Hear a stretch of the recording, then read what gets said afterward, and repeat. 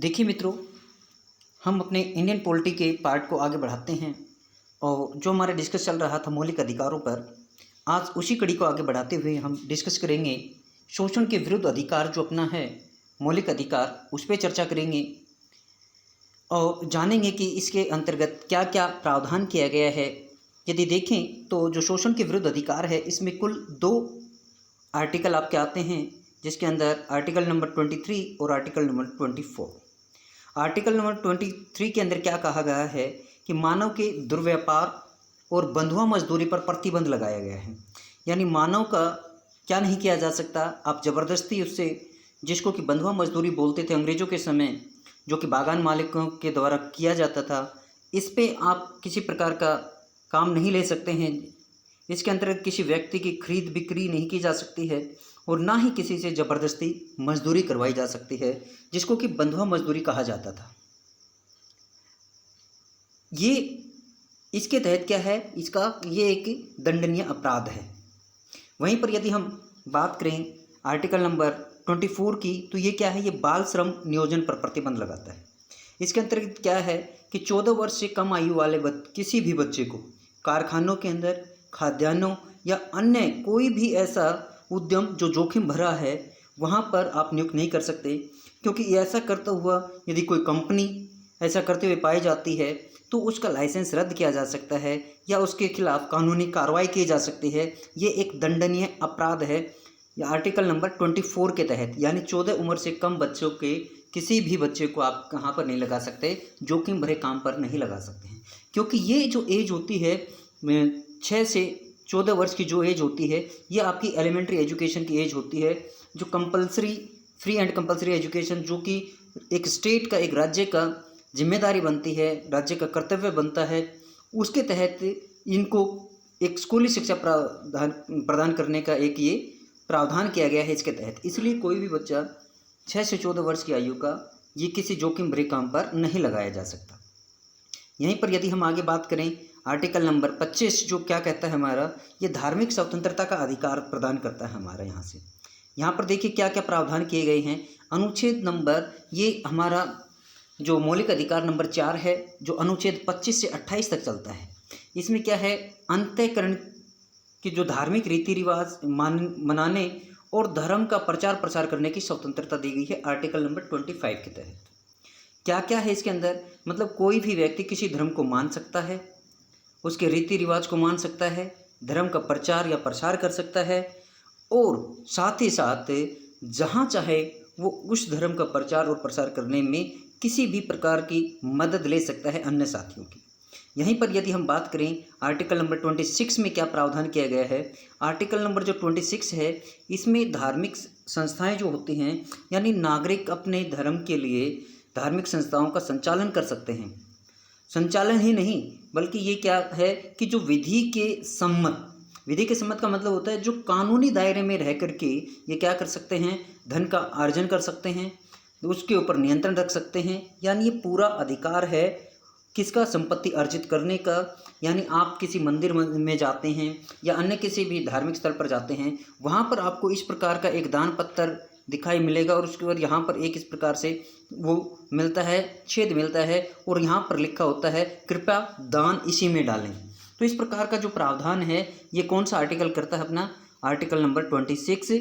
और इसमें किसी भी व्यक्ति को चाहे उसके पास कितनी भी संपत्ति हो, ये संपत्ति जो है ये कर रहित होती है एक तरह से देखा जाए, और अर्जित करने का या इस पर समावित रखने का उसका पूर्ण अधिकार होता है। ये आर्टिकल नंबर हमारा 26 हमें अधिकार देता है। वहीं पर बात करें हम आर्टिकल नंबर 27, ये क्या कुछ करता है देखिए, यानी किसी भी धार्मिक कार्य के लिए जो आपके धन इकट्ठा होता है, अभी हमने जाना था कि भाई कोई भी व्यक्ति धार्मिक संस्था बना सकता है, तो यहाँ पर देखिए राज्य किसी भी व्यक्ति को ऐसे कर देने के लिए मजबूर नहीं कर सकता जिसकी आय किसी विशेष धर्म अथवा धार्मिक संप्रदाय की उन्नति या उसका पोषण का मतलब विकास के लिए खर्च की गई हो। उसके ऊपर जो देश है या सरकार है वो किसी भी प्रकार का टैक्स नहीं लगा सकती है, उसके लिए उसको पाबंदी नहीं दे सकती है, किसी भी धर्म या संप्रदाय की प्रगति में वो व्यवधान नहीं डाल सकती है। ये आर्टिकल नंबर 27 के तहत प्रावधान किया गया है। वहीं पर यदि हम बात करें आर्टिकल नंबर 28 की, यानी अनुच्छेद 28, ये क्या करता है कि सरकारी खर्च से चलने वाली कोई भी संस्था, यानी ऐसा कोई भी स्थान जो कि सरकारी या अनुदान से चलता है, चाहे ITI हो, कॉलेज हो, स्कूल हो, ये इन सभी में किसी भी प्रकार किसी भी धर्म की यहाँ पर शिक्षा नहीं दी जाएगी। यानी इसके अंतर्गत क्या है, सरकारी खर्च से चलने वाली कोई भी शिक्षण संस्थान में किसी भी धार्मिक शिक्षा नहीं दी जाएगी। कैसी भी, चाहे कितना ही बड़ा संस्थान हो, विद्यार्थियों को किसी धार्मिक अनुष्ठान में भाग लेने या किसी धर्म उपदेश को मानने के लिए ज़बरदस्ती नहीं कर सकते हम किसी भी व्यक्ति के साथ वहाँ पर। न उसको सुनने का, मान लीजिए कोई धर्म उपदेश चल रहा है और कोई उसको सुनना नहीं चाहता है, तो उसको मजबूर नहीं किया जा सकता कि वो उसको सुने। तो ये भी प्रावधान किया गया है आर्टिकल नंबर 28 के तहत, 28 के तहत।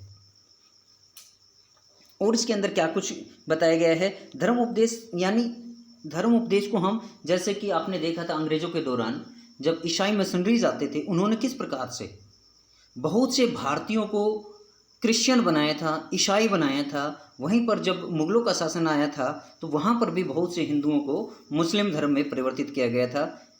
तो इस प्रकार की जो ब्लाक है, एक तरह से जो ज़बरदस्ती है, वो नहीं की जा सकती। ये गैर कानूनी घोषित किया गया है अनुच्छेद 28 के तहत। वहीं पर यदि हम बात करें आर्टिकल नंबर 29 और 30 में क्या बताया गया है, यहाँ से हमारा जो मौलिक अधिकार नंबर 5 वो शुरू होता है। वो क्या है, संस्कृति एवं शिक्षा संबंधी अधिकार के बारे में दिया गया है। यहाँ पर लिखा हुआ है धार्मिक शिक्षा एवं संस्कृति, यहाँ पर संस्कृति एवं शिक्षा संबंधी अधिकार है। क्या कुछ किया गया है इसके अंतर्गत, देखिए आर्टिकल नंबर जो 29 है, जो आपका 29 है, अनुच्छेद 29, इसमें क्या बताया गया है, जो अल्पसंख्यक संख्या के जो लोग हैं उनके हितों का संरक्षण किया गया है इसके माध्यम से। यानी इसके तहत भारत के नागरिकों को जिनकी अपनी कोई विशेष भाषा है, लिपि है, संस्कृति है, वे उसे बनाए रखने का उनको पूर्ण अधिकार है। वो उसको बनाए रख सकते हैं, सुरक्षित रख सकते हैं, और केवल उस भाषा के धर्म के आधार पर उसे किसी भी शैक्षणिक संस्था में प्रवेश करने से नहीं रोका जा सकता कि ये निम्न वर्ग का है, ये अरबी भाषा बोलता है, ये पंजाबी भाषा बोलता है। इस आधार पर उसको किसी भी संस्था में एडमिशन लेने से, प्रवेश करने से रोका नहीं जा सकता। ये प्रावधान किया गया है आपके अनुच्छेद 29 के तहत। वहीं पर यदि बात करें हम अनुच्छेद नंबर 30, ये क्या प्रावधान करता है, अल्पसंख्यक वर्गों को अपने शिक्षा संस्थाओं की स्थापना करने और उनका प्रशासन करने का अधिकार देता है। यानी कि ये अपनी खुद की संस्थाएं बना सकते हैं, उनका संचालन कर सकते हैं, उनका एडमिनिस्ट्रेशन कर सकते हैं। इसमें क्या है कि कोई भी अल्पसंख्यक व्यक्ति किस पे लिए है, इसमें पहले बताया गया कि अल्पसंख्यक जो लोग हैं कौन है अपने यहाँ पर सिख हैं, जैन हैं, बौद्ध हैं और आपके क्रिश्चियन हैं। ये सभी क्या हैं, अल्पसंख्यक में माने जाते हैं और इनके अल्पसंख्यक वर्ग के अपनी पसंद का शैक्षणिक संस्थान चला सकते हैं। सरकार उसे अनुदान देने में किसी भी तरह का भेदभाव नहीं करेगी। इसके अंतर्गत आप क्या ले सकते हैं, जैसे कि अपने मुस्लिम जो समुदाय है वो अपना किस में आता है, अल्पसंख्यक में आता है, तो वो अपने मदरसा का संचालन कर सकते हैं। वहीं पर जो संस्कृत विद्यालय हो गए, कॉलेज हो गए, इनकी स्थापना की जा सकती है। यानी इनके लिए किसी प्रकार का कोई अनुदान देने में सरकार किसी प्रकार का कोई भेदभाव नहीं बरतेगी, समान रूप से सभी को क्या देगी, अनुदान मुहैया कराएगी। ये थे अपनी आज की वीडियो, जिसके अंदर हमने आज प्रमुख रूप से अपने 3 जो मौलिक अधिकार हैं उन पर चर्चा की है। अपना जो अंतिम अधिकार बच गया है संवैधानिक उपचारों का अधिकार, और साथ में इसमें कुछ परम अधिकार रिटें भी हैं, रिट्स हैं, उनके ऊपर भी हम चर्चा करेंगे। और साथ में ये भी देखेंगे अगले वीडियो के अंदर कि मौलिक अधिकारों का निलंबन किस स्थिति में हो सकता है, उन सभी पे चर्चा करेंगे। तो आज के लिए वीडियो में इतना ही डिस्कस करते हैं। कैसी लगी ये वीडियो कमेंट बॉक्स में आप कमेंट करके अवश्य बताना, और साथ में जो भी साथी चैनल पर नए हैं वो चैनल को सब्सक्राइब करें ताकि आपको यह महत्वपूर्ण वीडियो समय पर उपलब्ध हो सके। तो आज के लिए वीडियो में इतना ही। Thank you, have a nice day.